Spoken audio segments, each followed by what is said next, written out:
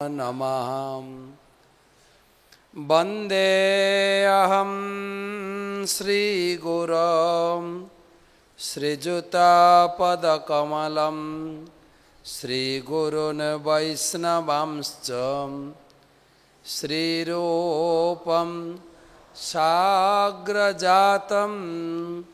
सहगण रघुनाथान्वितं तं सजीवं साद्वैतं सावधूतं परिजनसहितं कृष्ण चैतन्य देवं श्रीराधा कृष्ण पादं सहगण ललिता श्रीविशाखान्वितांश्च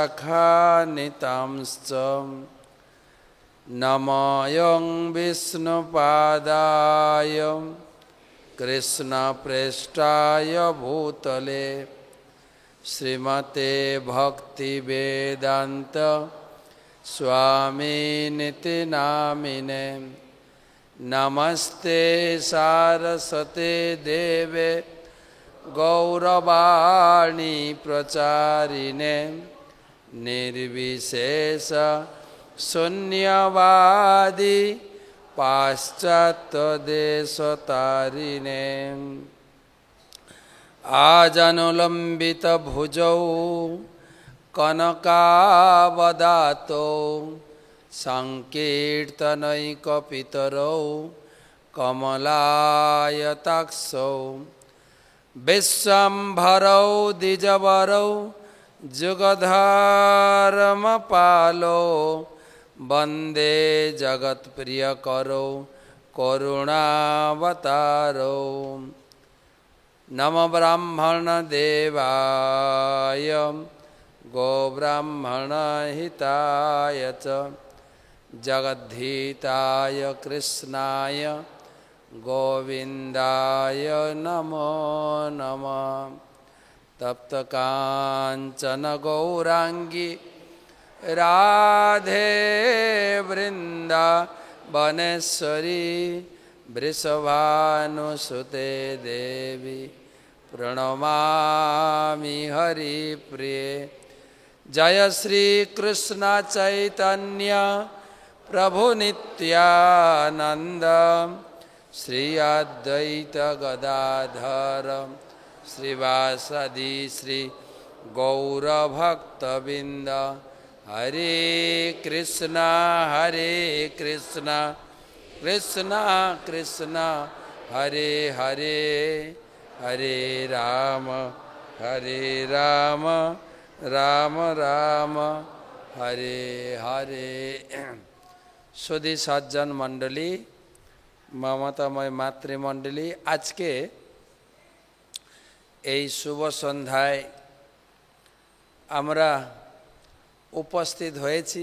এতক্ষণ আমরা গীতার উপরে বিভিন্ন কথা আলোচনা করছিলাম এবং প্রাইজও পেয়েছেন সবাই, আমি অনলাইনে দেখছিলাম। তো এখন একটা শুভ সময় চলছে, কিন্তু আশ্বিন মাসে এখন চলছে পিতৃপক্ষ। আপনারা তো অনেকে জানেন না, পিতৃপক্ষ মহালয়া পর্যন্ত, তারপর হবে দেবী পক্ষ, মা আসবেন। আর গত 7 তারিখে গেছে ভাদ্র পূর্ণিমা মহোৎসব, তার 7 দিন আগে গেছে রাধা অষ্টমী, তার 15 দিন আগে গেছে জন্মাষ্টমী, তার 15 দিন আগে গেছে বলরাম জয়ন্তী, রাখি পূর্ণিমা। তো প্রোগ্রামের অনুষ্ঠানের সিরিজ চলছে, সিরিজ। তো রাধা অষ্টমীর পরদিন থেকে নবমী, অষ্টমীর পরদিন হচ্ছে নবমী, নবমী, দশমী, একাদশী, দ্বাদশী, ত্রয়োদশী, চতুর্দশী, পূর্ণিমা। এই 7 দিন ভাগবত পাঠ হয়েছিল। সুখদেব গোস্বামী ভাগবত পাঠ করেছিলেন পরীক্ষিত মহারাজের সামনে। পরীক্ষিত মহারাজ ভাগবত পাঠ শুনেছিলেন 7 দিন নির্জলা করে, নির্জলা উপবাস করে। 7 দিন তিনি খাননি, 7 দিন তিনি কোনো কিছু পান করেননি, 7 দিন তিনি ঘুমাননি। সেই ভাগবত পাঠ শ্রবণ করার লাস্ট দিন ছিল ভাদ্র পূর্ণিমা, ভাদ্র মাসের পূর্ণিমা, যেখানে পরীক্ষিত মহারাজের মুক্তি ছিল। পরীক্ষিত মহারাজ সরাসরি ভগবত ধামে গেছেন। ওই দিন বড় অনুষ্ঠান ছিল, ভাগবতের যজ্ঞ, ভাগবতম দান, ভাগবতম প্রতিষ্ঠা। কলিযুগে ভগবান 3 রূপে আবির্ভূত হয়েছেন। কলিযুগে ভগবান 3 রূপে, কলিকালে নাম রূপে কৃষ্ণ অবতার। নাম, যে নাম এর আগে কীর্তন হচ্ছিল বা গলায় যে জপমালা রয়েছে ওখানেই ভগবান আছে। আমরা ছোটবেলায় শুনেছি, যেই নাম সেই কৃষ্ণ, ভজ নিষ্ঠা করি, নামের সহিত আছেন আপনি শ্রীহরি। গলায় যে জপমালা রয়েছে ওখানেই হরি আছেন। তো ভগবান তিনি নাম রূপে অবতীর্ণ হয়েছেন, ভগবান তিনি ভাগবত রূপে অবতীর্ণ হয়েছেন। ভগবান কৃষ্ণ যখন তিনি বৃন্দাবন লীলা সমাপ্ত করে মথুরা গেছেন, মথুরা থেকে দ্বারকা গেছেন এবং দ্বারকা থেকে তিনি কুরুক্ষেত্রের মাঠে কুরু পাণ্ডবদের যুদ্ধ করিয়েছেন এবং গীতার জ্ঞান প্রকাশ করে তিনি ধরাধাম থেকে বিদায় নিয়েছেন।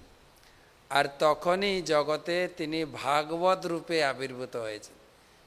ভাগবত, গীতা হচ্ছে একটা গ্রন্থ, ভাগবত হচ্ছে 18টা বই, 12 স্কন্ধ, 18,000 শ্লোক।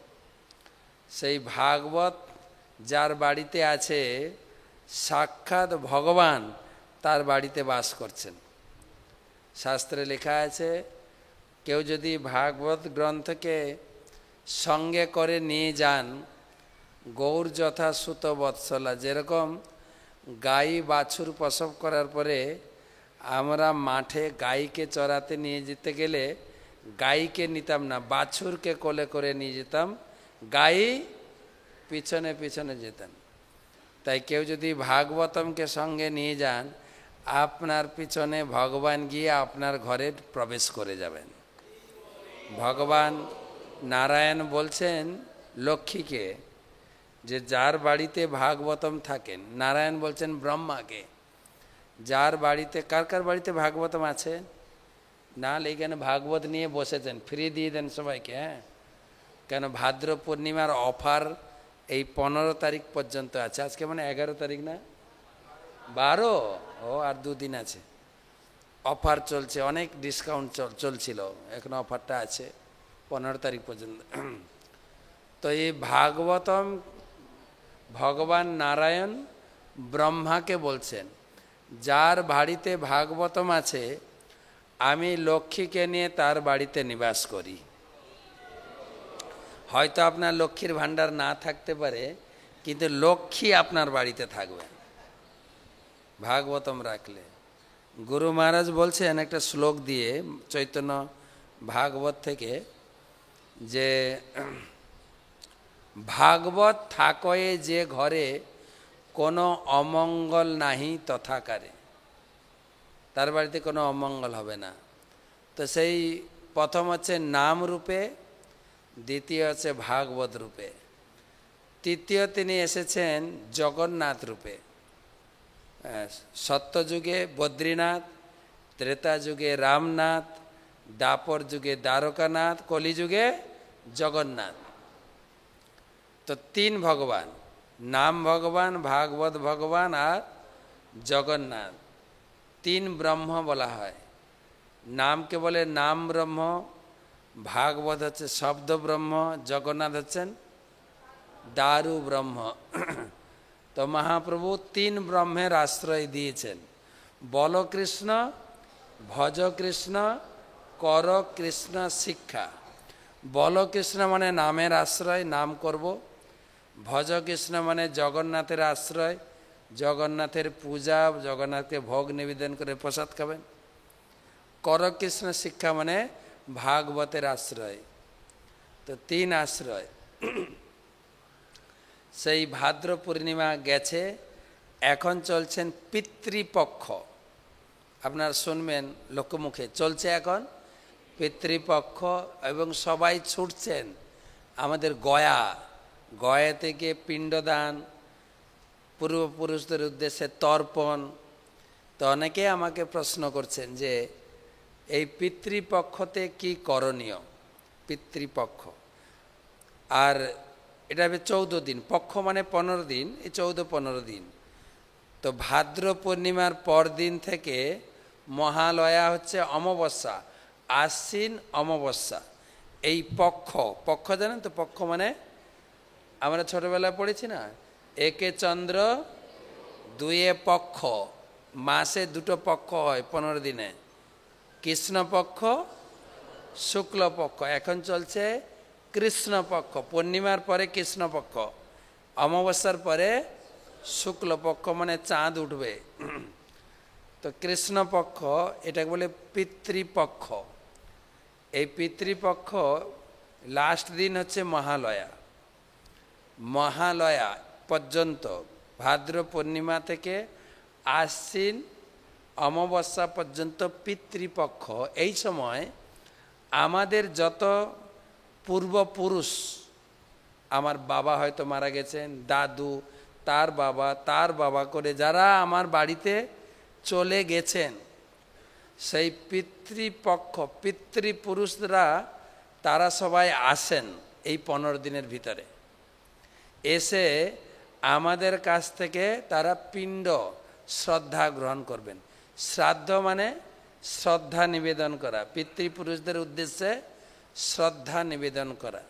আমাদের পূর্বপুরুষদের কাছে আমরা কৃতজ্ঞ। কোনো কিছু শ্রাদ্ধাদি কার্য বা বিয়ে বাড়িতে করতে গেলে ব্রাহ্মণকে 14 পুরুষের নাম বলতে হয়। 14 পুরুষের নাম বলতে হয়। কিন্তু তো এখন আমরা তো জানি না, হয়তো বাবার নাম বলবো, দাদুর নাম বলবো, বড় জোর দাদুর বাবা সম্বন্ধে বলতে হবে। কিন্তু আমাদের গ্রামে বা পরিবারে বয়স্ক লোকেরা বসে থাকে ব্রাহ্মণের কাছে, 14 পুরুষের নাম বলতে হবে। বললে কেন এগুলো বলতে হয়? এখন তো আমরা স্কুলে পড়ছি, স্কুলে ভুল শেখাচ্ছে। আমাদের জন্ম হয়েছে কোথা থেকে? বর্তমান লেখাপড়া যারা করছে তারা বলবে আমাদের জন্ম হয়েছে কোথা থেকে? বাঁদর থেকে, তাই না? ডারউইন থিওরি দিয়ে গেছেন, হ্যাঁ, বিবর্তনবাদ বা ইভলিউশন থিওরি। আমাদের জন্ম হয়েছে কোথা থেকে? বানর থেকে শিম্পাঞ্জি বা বন মানুষ, সেখান থেকে হয়েছি আমরা মানুষ। একটা বাড়িতে একটা ছেলে, ছোট ছেলে, 6 না 5-এ পড়ে। একদিন বাবাকে জিজ্ঞাসা করছে, বাবা আমাদের জন্ম প্রক্রিয়াটা বলো তো। বাবা সরলভাবে বলেছেন যে আমার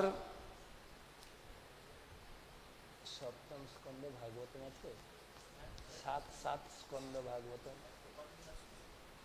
তো আমার জন্ম যেরকম, তোমার জন্ম আমার থেকে হয়েছে, আমি তোর বাবা, আমার বাবা থেকে আমি জন্মগ্রহণ করেছি, বাবার বাবা, তার বাবা, এই করে আমাদের গোত্র আছে তো সবাই, কাশ্যপ, শাণ্ডিল্য, আর কি আলমমান্য, ভরদ্বাজ, ঋষি গোত্র, ব্যাস গোত্র, সব গোত্র আছে। ধরুন কাশ্যপ গোত্র, আমাদের অরিজিনাল পূর্বপুরুষ হচ্ছেন কাশ্যপ মুনি। কাশ্যপ মুনির জন্ম হয়েছে ব্রহ্মা থেকে।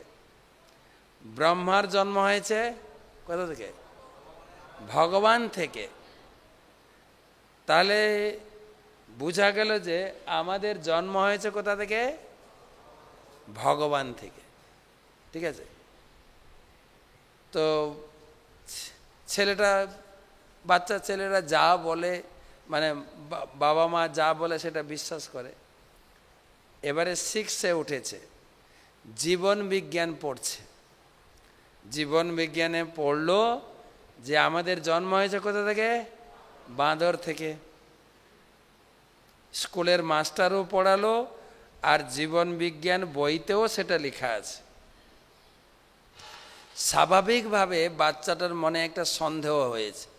বাবা বলল আমাদের জন্ম হয়েছে ভগবান থেকে, স্কুলে পড়লাম জন্ম হয়েছে বাঁদর থেকে, কোনটা ঠিক? মাকে জিজ্ঞাসা করছে, মা আমার একটা কথা তোমাকে উত্তর দিতে হবে। বলছে কি কথা?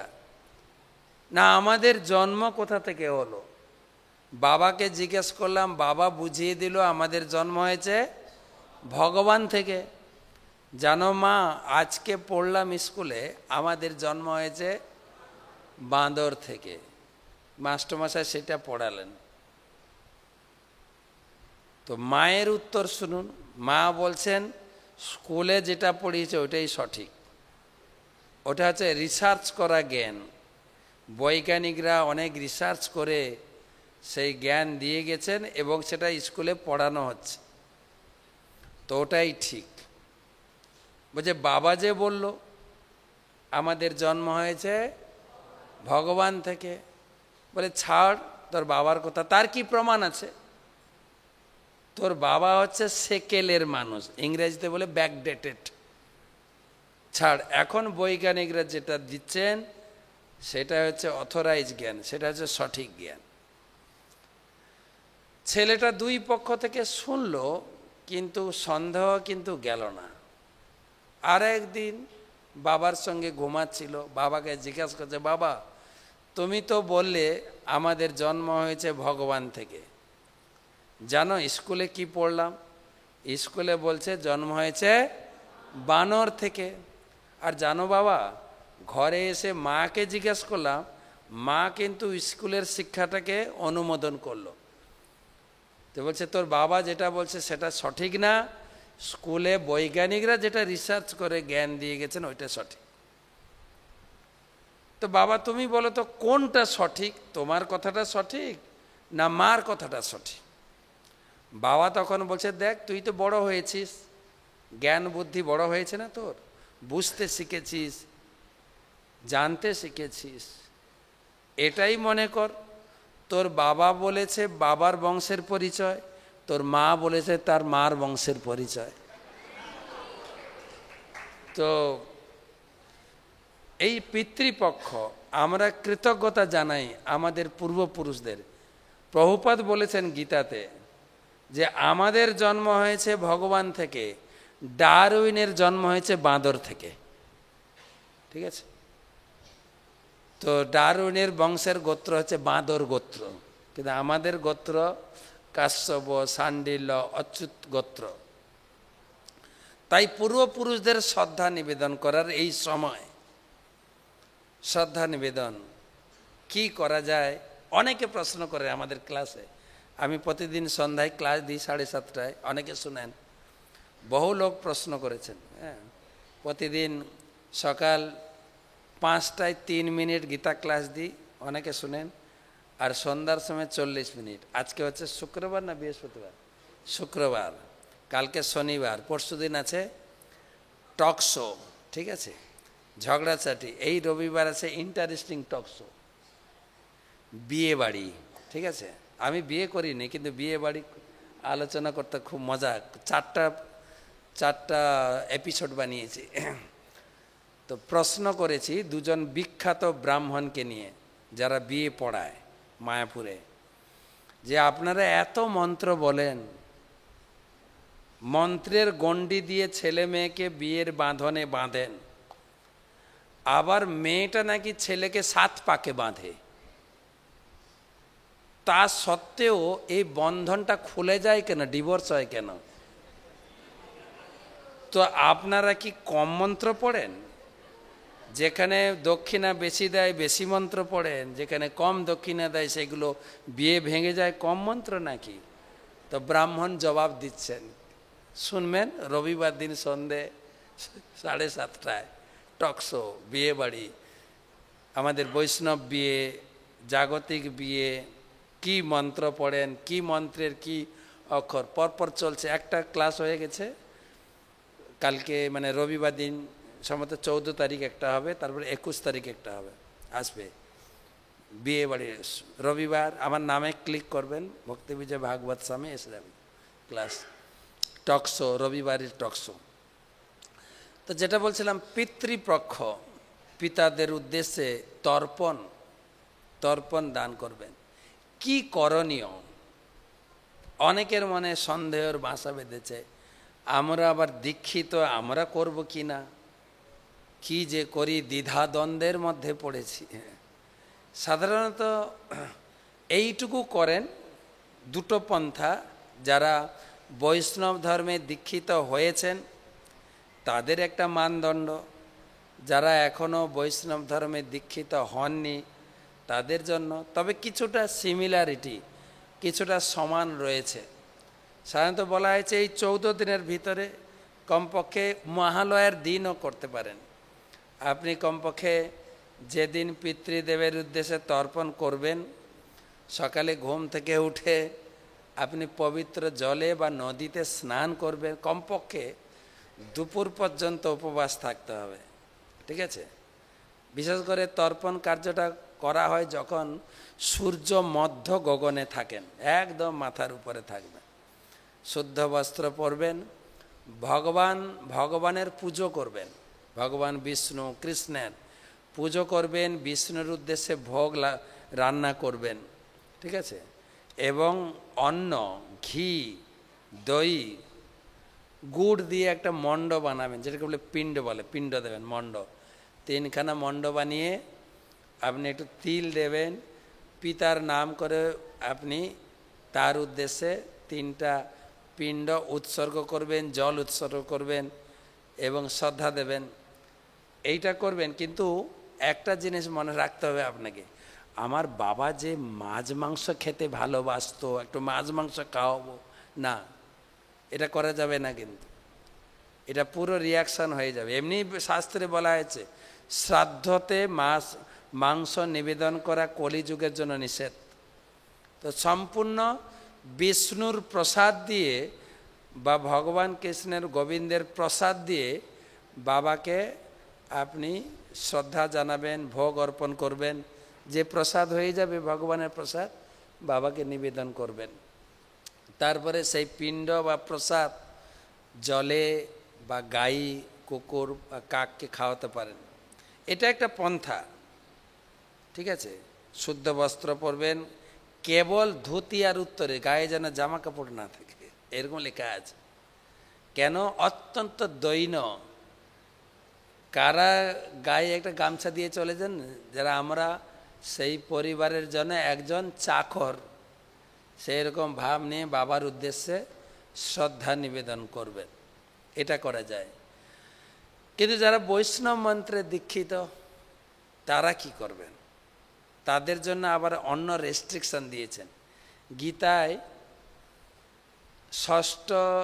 দ্বাদশ অধ্যায় 6ষ্ঠ এবং 7ম শ্লোক, যেতু কর্মাণি সর্বাণি ময়ি সংন্যস্য মৎপরা অনন্যনৈব যোগেন মাং ধ্যায়ন্ত উপাসতে তেষাহম সম্মূঢ়তা মৃত্যু সংসার সাগরাৎ।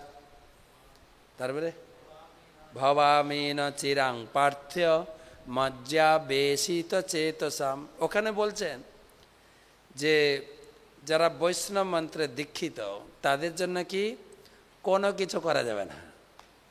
যেহেতু সর্বাণী কর্মাণী, এ পিণ্ডদান একটা কর্মকাণ্ডের কর্ম, শ্রাদ্ধ একটা কর্ম, সমস্ত কর্ম ভগবানের উদ্দেশ্যে অর্পণ করুন। গীতায় ভগবান লাস্ট উপদেশ বলেছেন, এই শ্লোকও সবার মুখস্থ আছে, সর্বধর্মান পরিত্যাজ, যত কর্ম আছে সব পরিত্যাগ করুন, মাম একম শরণং ব্রজ, কেবল আমার পূজা করো।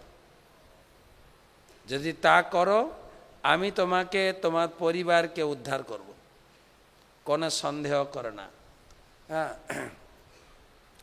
যেরকম এই 17 তারিখ মনে একাদশী আছে, 17 তারিখ মনে একাদশী, সেখানে বর্ণনা করা হয়েছে যে এটাও পিতৃপক্ষের একাদশী পড়বে। তো তুমি ভদ্রসেন মানে একজন রাজা ছিলেন, তার কোনো তিনি অত্যন্ত সুখে রাজ্য পরিচালনা করছিলেন। কিন্তু একদিন নারদ মুনি এলেন তার দরবারে। নারদ মুনিকে তিনি সুন্দর স্বাগত জানিয়েছেন, পূজা করেছেন এবং আসনে বসিয়েছেন। নারদ মুনি জিজ্ঞাসা করছেন, আপনার রাজ্য কুশলে আছে কিনা? বলছে হ্যাঁ, কুশলে আছে। তো তখন বলছে, আপনার এখানে আগমনের কারণ কি? ভদ্রসেন রাজা তিনি জিজ্ঞাসা করছেন নারদ মুনিকে, আমার রাজ্যে আসার কারণ কি? আপনার কারণ বা হেতুটা বলুন। বলছে, নারদ মুনি বলছেন, আমি ঘুরতে ঘুরতে ঘুরতে ঘুরতে যমলোকে গিয়েছিলাম, সেখানে তোমার বাবার সঙ্গে দেখা হয়। তোমার বাবা একটা বার্তা পাঠিয়েছেন, যেখানে সেই বার্তাটা তোমাকে দেওয়ার জন্য এসেছি। বলছে, কী বার্তা বলুন, আমি বাবার জন্য কি করতে পারি? বলে, পিতৃপক্ষ চলছে, এই পিতৃপক্ষতে আমার ছেলেকে বলবে সামনে যে একাদশী আছে। কি একাদশী? কি একাদশী? ইন্দিরা একাদশী। এর আগে পার্শ্ব একাদশী হচ্ছে ইন্দিরা একাদশী। এই ইন্দিরা একাদশীতে সুন্দরভাবে ব্রত করে ইন্দিরা একাদশীর ফল যেন আমার উদ্দেশ্যে অর্থাৎ বাবার উদ্দেশ্যে অর্পণ করে, তাহলে আমি এখান থেকেই সরাসরি ভগবত ধামে চলে যাব। ইন্দিরা একাদশীর মাহাত্ম্য আমি গ্রুপে ছেড়েছি, আপনারা তো পাবেন ইন্দিরা একাদশীর মাহাত্ম্য। তো এইসব পিতৃপক্ষের কাজ। তাই কেউ যদি ভগবানের সেবা করে, ভগবান বলছেন তাকে উদ্ধার করব, তার পূর্বপুরুষকে উদ্ধার করব। কত পূর্বপুরুষকে উদ্ধার করবে? ভাগবতম থেকে একটা শ্লোক বলি। প্রহ্লাদ মহারাজকে ভগবান, কোন ভগবান? নরসিংহদেব ভগবান, তিনি বলছেন, শ্রী ভগবান বাচ, যাদের বাড়িতে ভাগবতম আছে এটা গিয়ে পড়বেন, সপ্তম স্কন্ধ 10ম অধ্যায় 18 শ্লোক, 7, 10, 18 মনে রাখবেন না? 7, 10, 18। আর যদি বই না থাকে একটা বই দিয়ে দেবেন সবাইকে, ঠিক আছে? ভাগবত দিয়ে দেবেন যাদের বাড়িতে নেই, আমাদের দিলেও পুণ্য হবে। হ্যাঁ, ভাগবত দিয়ে দেবেন সবাইকে, নিয়ে যাবেন ভাগবত। 7, 10, 18 বলুন। ত্রিসপ্তভি পিতা পুত, ত্রিসপ্তভি পিতা পুত, পিতৃভি সহ মে তেহ নগ, যৎ সাধস্য কুলে জাত, ভবান বৈ কুল পাবন। হে প্রহ্লাদ, প্রহ্লাদ মহারাজ যখন ভগবানের সামনে দাঁড়িয়ে আছেন, হিরণ্যকশিপু বধ হয়ে গেছে, ভগবান প্রহ্লাদকে বলছেন, প্রহ্লাদ তুমি কিছু বর চাও। তুমি এত কষ্ট করে আমার ভজনা করেছ, তার উপরে কে অত্যাচার করেছিল? তার নিজের বাবা, ঠিক আছে? তো তুমি এত কষ্ট করে ভজন করেছ, তোমাকে একটা বর দিতে চাই, তুমি বর মাগো। বলছে, আমার বাবা অত্যন্ত বড় অসুর ছিল, সে আপনার সঙ্গে শত্রুতা করেছে, আমার উপরে অনেক অত্যাচার করেছে, আমার বাবাকে ক্ষমা করে দিন।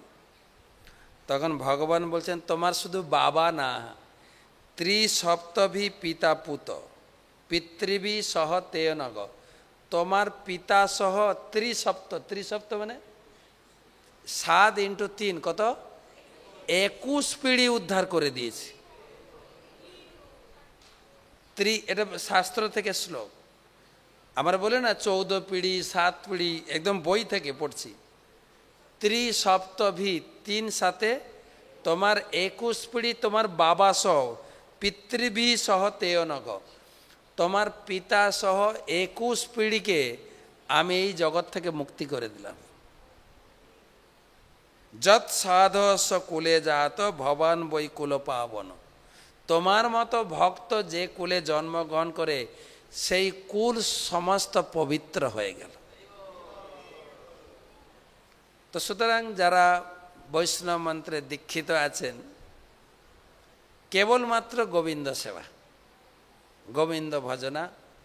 গোবিন্দের কাছে এই পিতৃপক্ষে প্রার্থনা করেন যে এই পিতৃপক্ষে আমার পিতা দাদু যারা যারা আছেন সবাইকে উদ্ধার করুন, এটাই বলছেন। ত্রিসপ্তবী পিতা পুত পিতৃবী সতেন ঘ যৎ সাধস্য কুলে জাত ভবান বৈ কুল পাবন। কুল, পুরা কুল পাবন, পাবন মানে পবিত্র হয়ে যায়। তোমার মতো ভক্ত যে কুলে জন্মগ্রহণ করে পবিত্র হয়ে যায়। এখন আপনি বলবেন আমি তো প্রহ্লাদ মহারাজের মতো এত বড় ভক্ত হইনি, আমি একটু আধটু করি না, অসুবিধা কোথায়? না, গীতায় বলেছেন অহম তাম সর্ব পাপভ্য মোক্ষই স্বামী মা সূচ, মানে সন্দেহ করো না, কিন্তু তোমার বিশ্বাস রাখা উচিত আমার উপরে। বিশ্বাসে মিলাই বস্তু, তর্ক হলে আপনি অনেক দূর পিছিয়ে যাবেন। ভগবানের উপরে বিশ্বাস করতে হবে, বিশ্বাস। আর যদি ওগুলো গোবিন্দ সেবা না করে, আমি একটু আধটু করি না এগুলো, তখন বলছেন গীতায়, গীতায় পড়বেন ত্রৈগুণ্য বিষয়া বেদা নিস্ত্রৈগুণ্য ভবার্জুন নির্দ্বন্দ্ব নিত্য সত্যস্থ নির্যোগ ক্ষেম আত্মবান। এই সমস্ত কর্মকাণ্ডী ত্রিগুণের দ্বারা দূষিত, তাই এগুলো করলে আপনি আবার ত্রিগুণের দ্বারা দূষিত হয়ে যেতে পারে। সেই জন্য কেবল গোবিন্দ সেবা, গোবিন্দ সেবা। ভাগবতমের আরেকটা দ্বাদশ স্কন্ধ থেকে শ্লোক বলি, না একাদশ স্কন্ধ, খুব প্রসিদ্ধ শ্লোক। দেবর্ষি ভূতাপ্ত নৃণাম নয়ন মিনি চ রাজন সর্বাত্মনা য শরণম শরণম গোবিন্দম মুকুন্দম অপহৃত কর্তেম। জন্মগ্রহণ করার সূত্রে আমরা তিনজনের কাছে ঋণী। আপনি বলতে পারেন আমি কারো কাছে ঋণী নই, ব্যাংক থেকে লোন নিই নাই, আমি কারো কাছে ঋণী না। জন্মগ্রহণ সূত্রে তিনজনের কাছে ঋণী।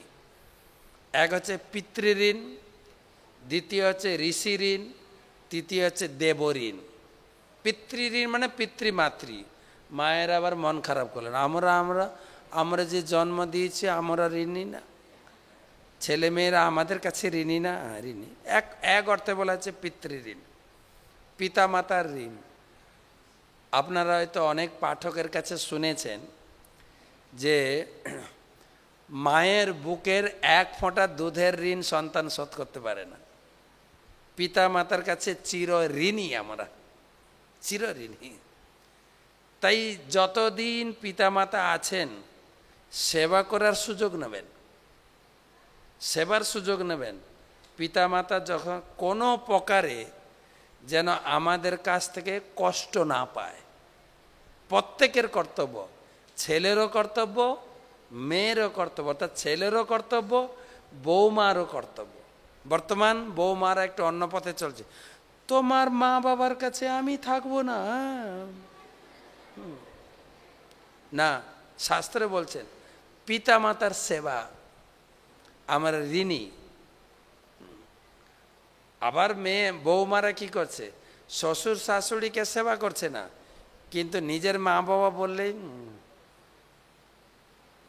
করছে তো। হ্যাঁ, এখনকার দিনের বেশিরভাগ মেয়েরা বিয়ে হচ্ছে, একটা পা বাপের বাড়িতে আছে আর একটা পা শ্বশুর বাড়িতে আছে, যার জন্য কোনো বিয়ে বাড়ি টিকছে না।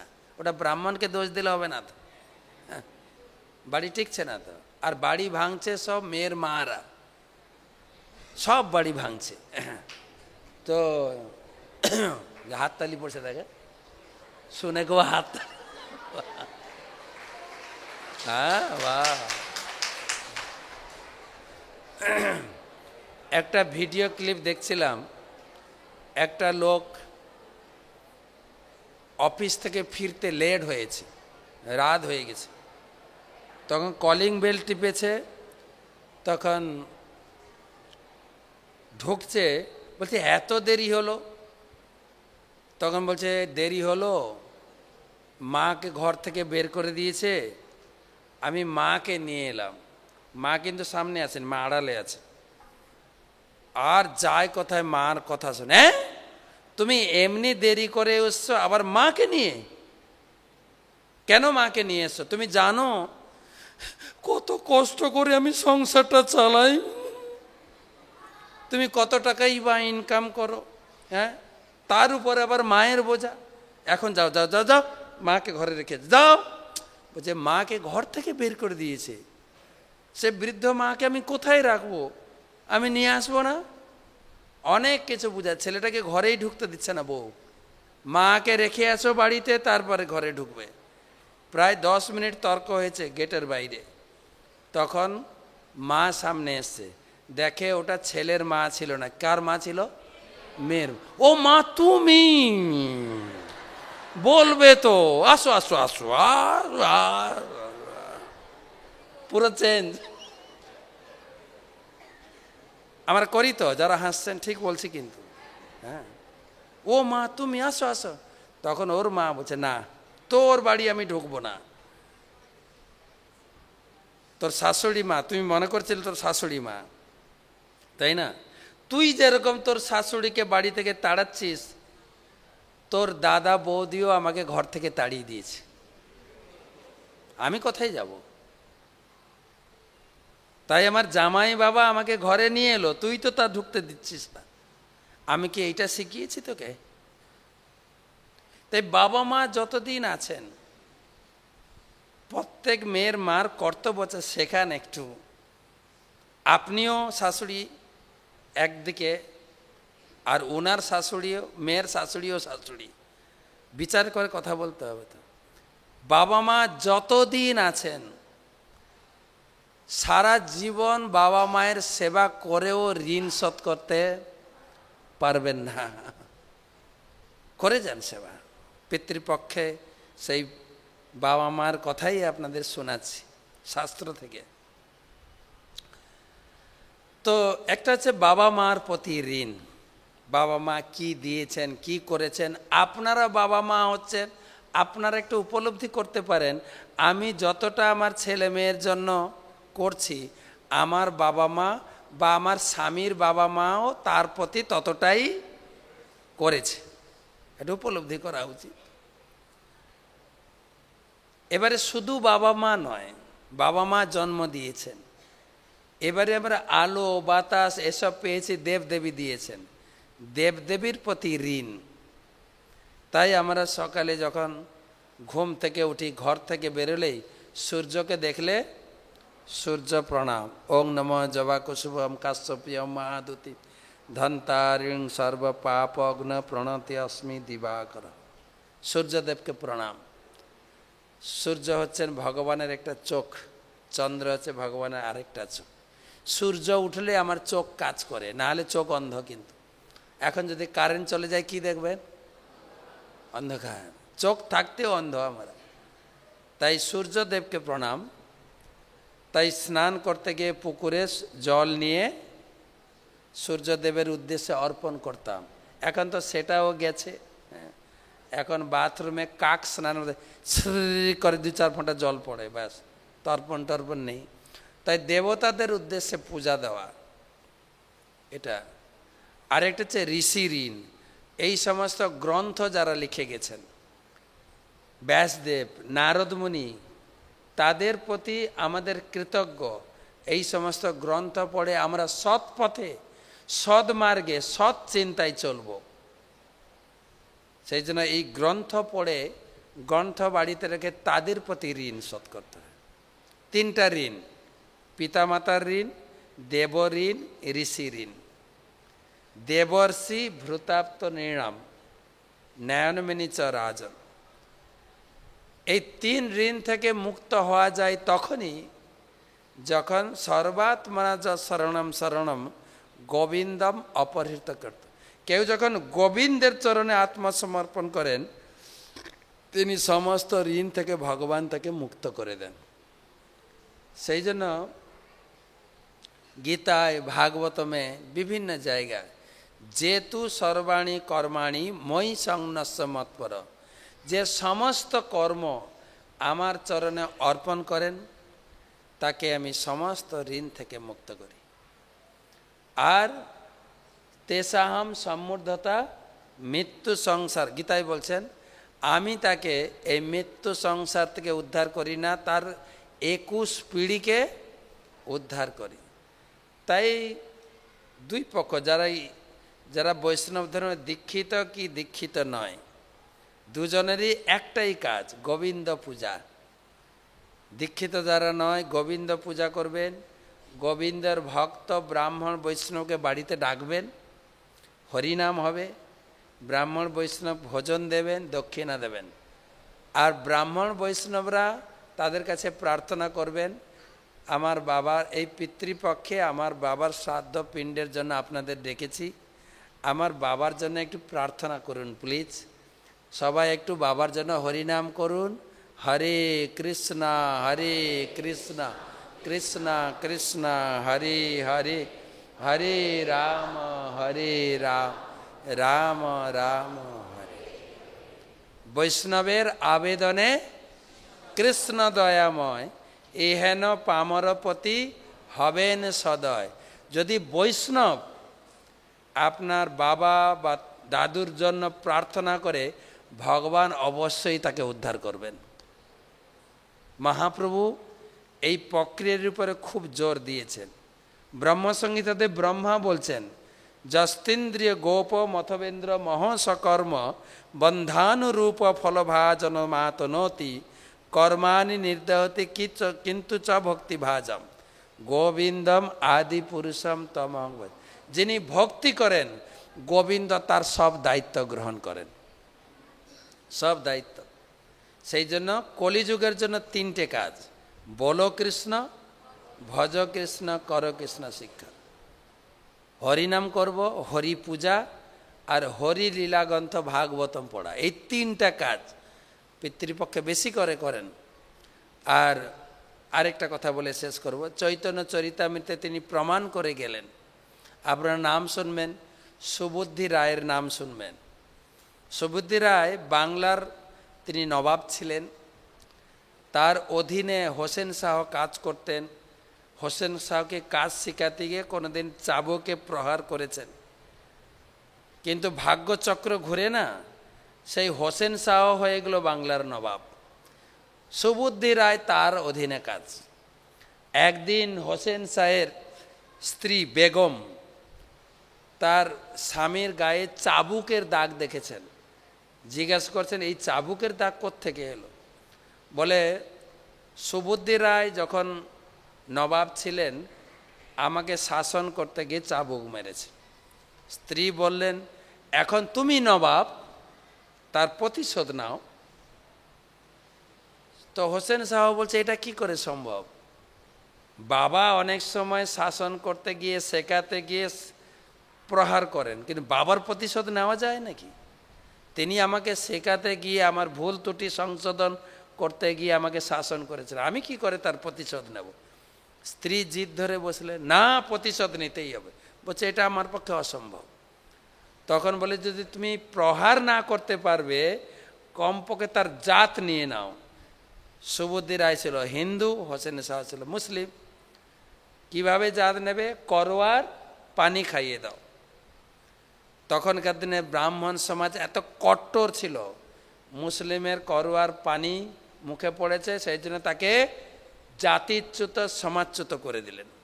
সুবুদ্ধি রায় ঘুরতে ঘুরতে ঘুরতে এই যে পাপ, করোনার পানি খেয়েছি, জাত চলে গেছে, এর প্রায়শ্চিত্ত কি?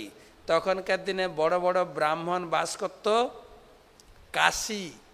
কাশী ধামে, কাশীতে গেছেন, বড় বড় ব্রাহ্মণের কাছে জিজ্ঞাসা করছেন এই পাপের প্রায়শ্চিত্ত কি?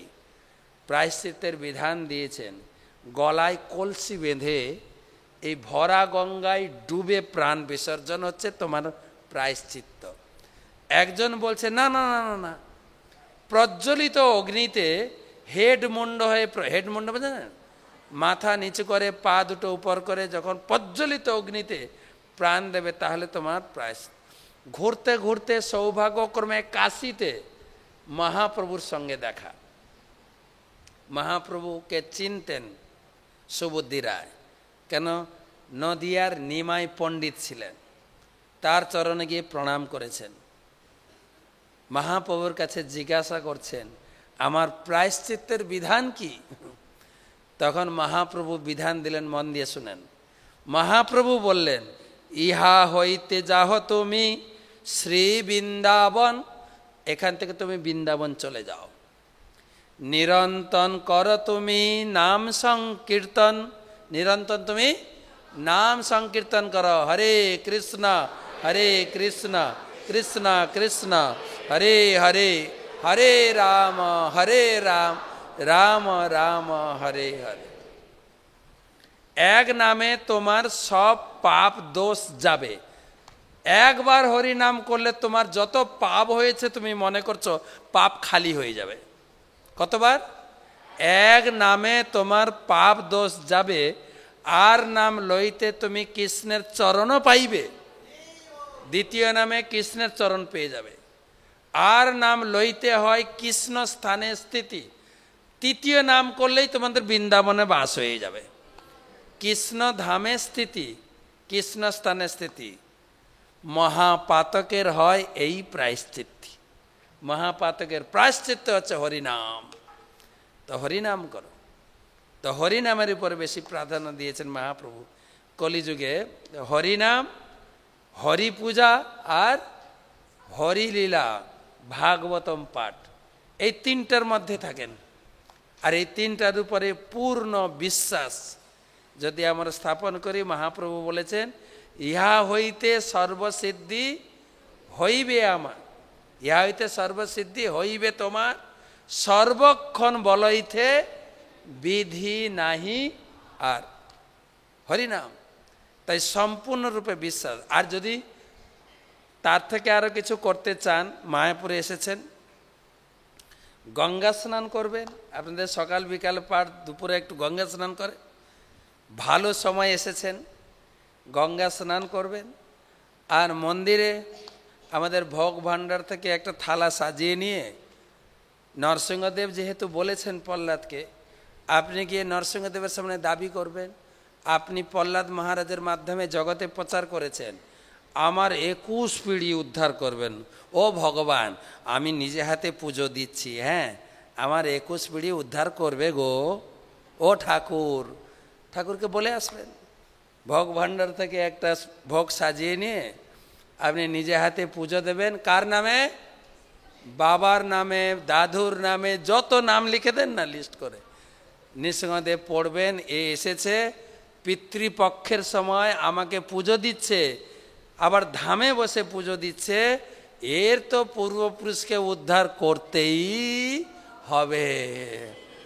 তো এই হচ্ছে পিতৃপক্ষের আলোচনা। আমি যতটুকু বুঝেছি, পড়েছি, তাই সবাইকে জানালাম। পিতৃপক্ষ, পিতা মাতা যতজন আমার পূর্বপুরুষ, তাদের প্রতি শ্রদ্ধা নিবেদনার্থে, তাদের প্রতি আমার কৃতজ্ঞতা ব্যক্ত করতে, তাদের প্রতি আমার শ্রদ্ধা নিবেদন করতে আমাদের এটাই করণীয়। কেবল গোবিন্দচরণ, হ্যাঁ, তীর্থযাত্রা পরিশ্রম, কি যেন তীর্থযাত্রা পরিশ্রম কেবল মনের ভ্রম, সর্বসিদ্ধি গোবিন্দচরণ। গোবিন্দের চরণে আশ্রয় গ্রহণ করলে সব কিছু সিদ্ধি লাভ করব। সেই জন্য গীতায়ও সেই কথাটা আমরা জানছি। তাই গীতা মাহাত্ম্যে লেখা হলো, গীতা মাহাত্ম্যের শ্লোক সবাই জানেন, একম শাস্ত্রম দেবকী পুত্র গীতম। একটাই শাস্ত্র পড়বেন, গীতা, দেবকী পুত্র। আর গীতাটাকে ভালো করে বুঝতে গেলে পড়তে হবে ভাগবতম। গীতা হচ্ছে আইন গ্রন্থ, একদম ল বুক, সরাসরি নির্দেশ, এটা করতে হবে, এটা করতে হবে, এটা না করলে এই হবে। কিন্তু ভাগবতম হচ্ছে কাহিনী, গল্প। ওই নির্দেশগুলো পালন করে কে কিভাবে কি পেয়েছেন। তাই গীতাকে ভালো করে বুঝতে গেলে ভাগবত পড়তে হবে। ভাগবতমের গল্প কাহিনী দিয়ে ভরা। পিবত ভাগবত রসমালয়, রসের ভাঁড়ি ভাগবতম, ঠিক আছে। তো একম শাস্ত্রম দেবকী পুত্র গীতম, এক দেব দেবকী পুত্র, একজনই আরাধ্য দেবতা, একজনই দেবতাকে পুজো করেন, সেটাকে দেবকীর পুত্র কৃষ্ণ। এক মন্ত্রস্থ, একটাই মন্ত্র জপ করব, নাম। আর কর্মাপেক্ষম তস্য দেবস্য সেবা, একটাই আমাদের জীবনের কর্ম, সেটা আছে কি? কৃষ্ণ সেবা। সবাইকে ধন্যবাদ। পিতৃপক্ষ কি যা। হরে কৃষ্ণ। শ্রী শ্রীমদ ভক্তি বিজয় ভাগবত স্বামী মহারাজ কে। হরি অনন্ত, হরি কথা অনন্ত। আর সেই কথা যখন একজন শুদ্ধ ভক্ত তথা ভগবত প্রেমী ভক্তের মুখ থেকে যখন নির্গত হয়, তখন তা আরো মাধুর্যময়। তো মহারাজের কথা